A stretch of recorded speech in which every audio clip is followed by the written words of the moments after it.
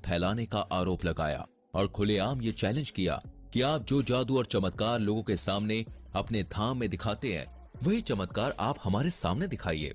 अगर आप सही हुए तो आपको हम 30 लाख रुपए देंगे। अच्छा। लेकिन कमेटी वालों का कहना है कि धीरेन्द्र शास्त्री इस चैलेंज से इतना ज्यादा डर गए हैं कि वो वापस लौट गए। इसके बाद महाराष्ट्र की उस कमेटी के श्याम मानव ने धीरेन्द्र शास्त्री के खिलाफ पुलिस कार्रवाई की मांग की।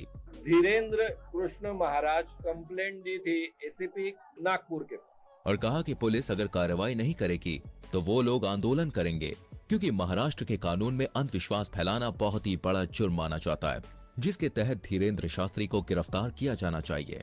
धीरे धीरे महाराष्ट्र के नागपुर से निकली ये बात पूरे भारत में फैल गई, जिसके बारे में कई सारे लोग धीरेन्द्र शास्त्री से सवाल जवाब करने लगे, जिसके जवाब में बागेश्वर धाम सरकार ने कहा है कि हम बीच में कथा छोड़कर भागे ये बोलना बंद कर दें। हमारी कथा 7 दिन तक की ही थी कि डेट घोषित कर दी थी कि हम केवल 7 दिन की कथा करेंगे। लेकिन लोग विश्वास क्यों करेंगे? भारत में साधु महात्माओं की इज्जत का ऐसा फालूदा हुआ है कि चाहकर भी धीरेन्द्र शास्त्री पर विश्वास नहीं कर पा रहा था कोई। बड़ी बड़ी मीडिया कंपनी लगातार उनके चमत्कारों पर सवाल उठा रही थी और इन्हीं सारी चीजों से तंग आकर एक दिन बागेश्वर धाम सरकार ने सभी को अपने दरबार में बुलाया और कहा कि मैं नहीं बताऊंगा कि किसकी अर्जी लगी है। स्वयं छट जाइए, देखो नहीं तो विरोध होगा, नहीं तो ये कहेंगे तुझी के से सेटिंग है। आप लोग खुद अपने लोगों को खड़ा करिएगा और मैं उनकी परेशानियां और उनके मन की बात पहले से ही कागज पर लिख दूंगा और आप जिसको बहन जी लेकर आएंगे उसी का पर्चा ये निकलेगा। और जब ये चीज हुई तो हर कोई देखता रह गया, आपने अपनी समस्या बताई थी क्या? अपना नाम बताया था क्या?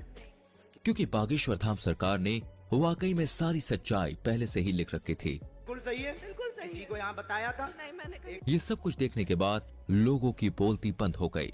लेकिन बागेश्वर धाम सरकार के ऊपर उठने वाले सवालों का सिलसिला अभी खत्म नहीं हुआ। इनकी कही हर एक बात को लोग विवाद बनाकर खड़ा कर देते हैं और ये बात सच भी है।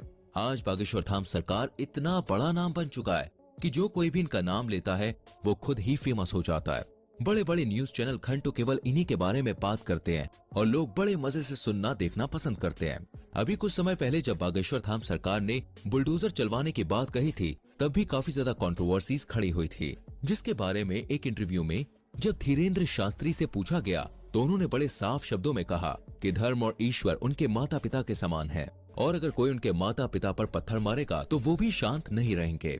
धीरेन्द्र शास्त्री की इन बातों से साफ जाहिर होता है कि वो लोगों के सामने किसी फिल्टर के साथ नहीं आते हैं, बल्कि जो अंदर से है वो बाहर से भी दिखाते हैं। तभी तो ये आए दिन विवादों में घिरे रहते हैं और कुछ लोग तो ये सोच कर ही हैरान है कि आखिर एक 26 साल का नौजवान शख्स इतना ज्यादा लोकप्रिय कैसे हो गया।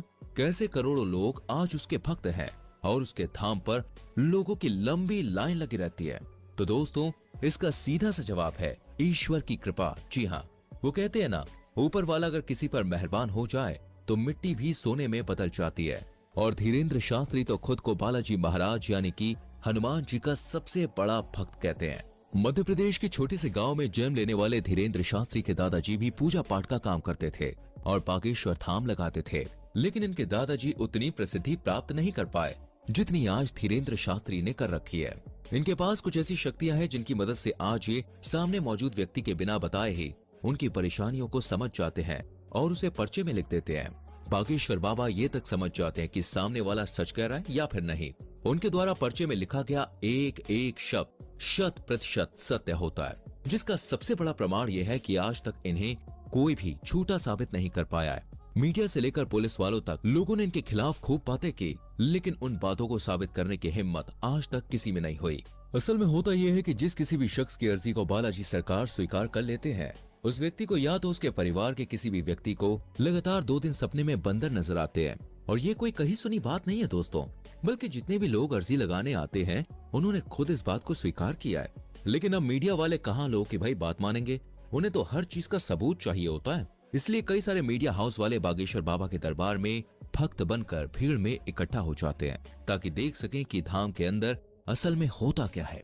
लेकिन चमत्कार देखिए, जब जब मीडिया वाले दरबार में आए तब तब बाबा उन्हें पहचान लेते हैं और उनके पोल सभी के सामने खोल कर रख देते हैं।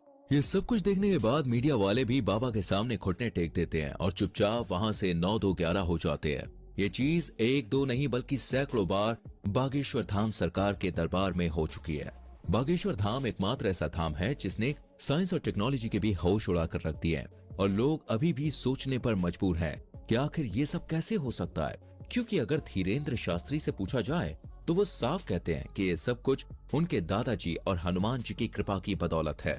ईश्वर उन्हें शक्तियां देते हैं जिससे वो लोगों के मन की बात को समझ जाते हैं और उन्हें दूर कर पाते हैं।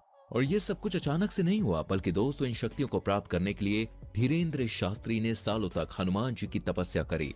12 साल की उम्र से ही धीरेन्द्र शास्त्री बालाजी के ध्यान में लग गए और उनकी सेवा करने लगे, जबकि पूजा पाठ के कामों में वो बचपन से ही लगे रहते थे।